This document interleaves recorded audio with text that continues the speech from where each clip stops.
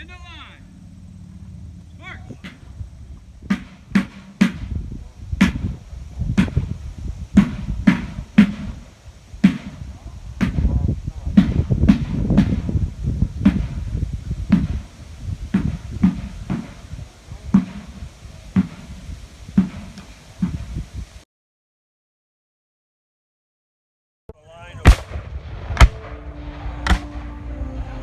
As the brief barrage ended, our men rose up from their position, fixed bayonets, and made other preparations.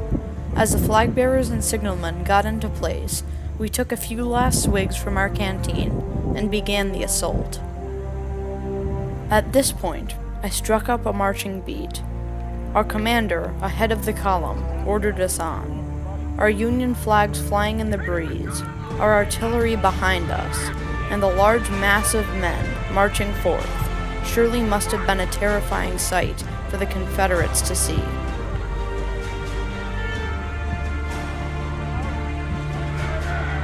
Now, our skirmishers began to advance and open a sporadic fire. They soon took position along a fence line. These skirmishers were, in fact, cavalrymen, for cavalry had no use on these open fields facing trenches. Our men continued advancing, and our commander then ordered our first group into the fray. They began taking fire, and soon would position themselves behind the second fence. Our main force now halted. The boom of our cannons, the yells of our officers, the crackle of musketry, and the cries of the wounded are all sounds that can be heard. Now, the infamous rebel yell adds terror to the unfolding scene.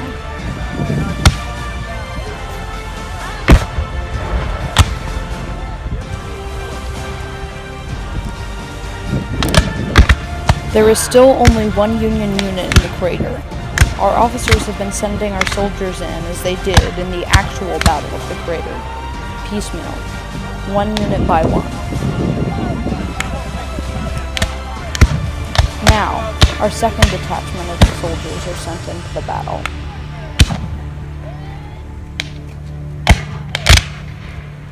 Color company was normally made up of 6 or 9 men. The entire job was to protect the color. Now the main force moves up and quickly halts. The officers decide what unit will move in next. The 4th detachment is sent out.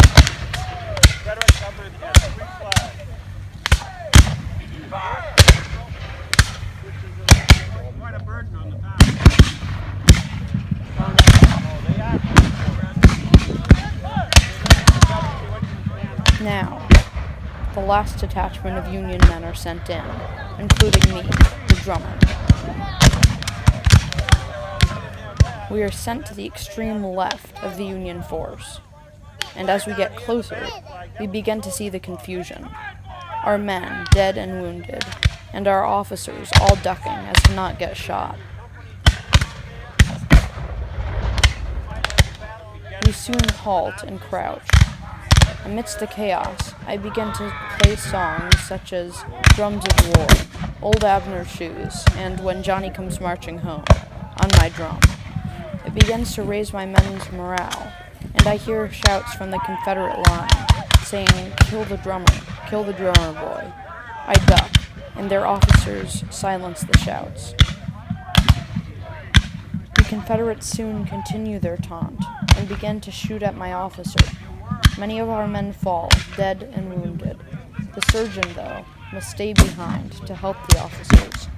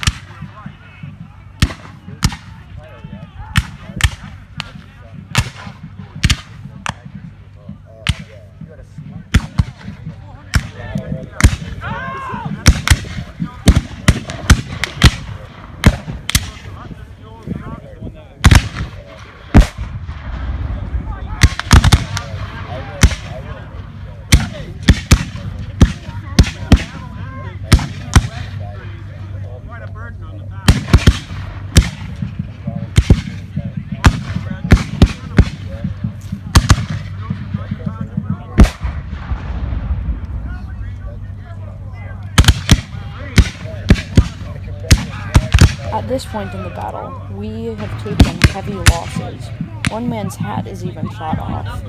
Our surgeon now goes around to help as best he can. About half of our forces have been decimated.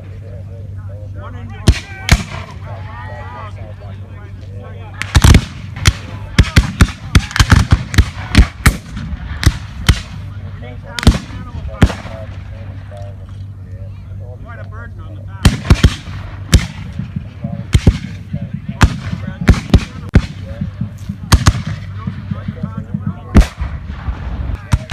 Now the Confederates continue yelling, "Shoot the drummer! Shoot the drummer!" I raise my hat and sticks at them as a taunt.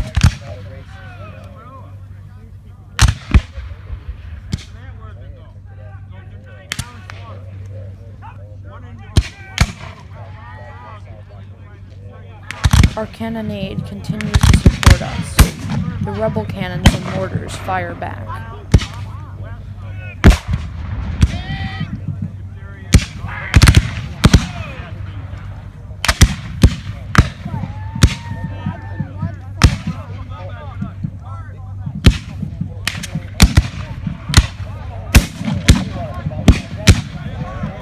Now, our surgeon brings to the back of the line men that he thinks he might have a chance of being able to save.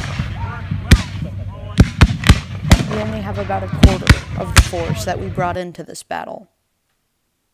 Now, our commanding officer is shot and falls to the ground, dead. Our soldiers, confused by an order, stand up. Many are shot or killed. The Confederates, seeing this weakness, begin to advance and flank us. They fire off a few of their howitzers and decimate our ranks. Almost all of our soldiers are killed. Now, the Confederates have flanked our lines, and our officers give us the order to retreat. The rebels now begin to shoot into all of our backs as we run away. I play one last song and then turn and retreat with the rest of the force. Only a few of our men make it out alive, and I too am hit. You can see me right here behind the flag bearer. Two of our men stay behind to act as doctors, and for some reason the Confederates continue their murderous fire, killing one of our doctors, and also killing the flag bearer who waves his flag in defiance. This is a war crime. When the Confederates' fire had finally ceased, our assistant surgeon examined my wounds and gave me a drink from his canteen, but then determined that there was nothing more he could do for me, and he surrendered to the Confederates. So there I lay, under the scorching hot sun, when suddenly 2 men came running down from the Confederate fortifications. One of them came up to me, and then kneeled down and told me that I was a prisoner of the Confederate States of America. He picked me up and slung me over his shoulder. I said, "Okay, but can you at least take my drum?"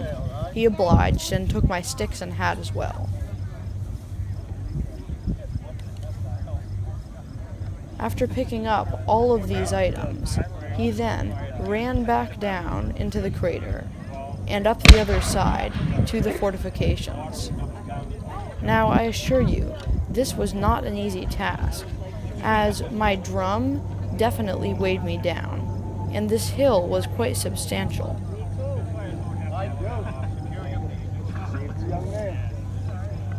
Eventually, he reached the fortifications. I called for a surgeon, but apparently the Confederates didn't have any. They were very nice and gave me many drinks from their canteen, and made sure that I was okay until the reenactment ended. And only a few more minutes later, our officers parleyed with the Confederates, and the Battle of the Crater was ended.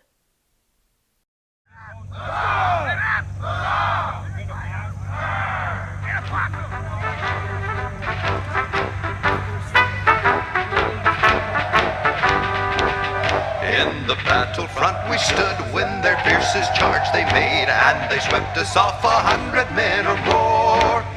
But before we reached their lines they were beaten back dismayed, and we heard the cry of victory o'er and o'er.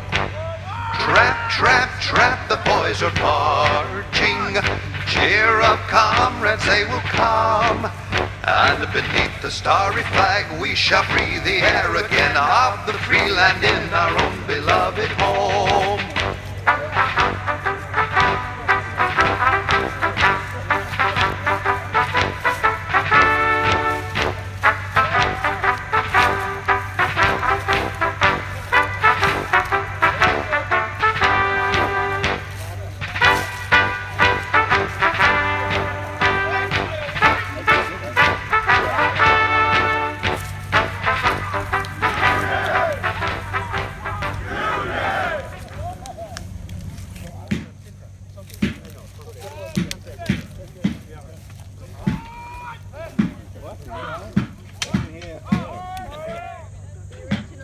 They would rather play with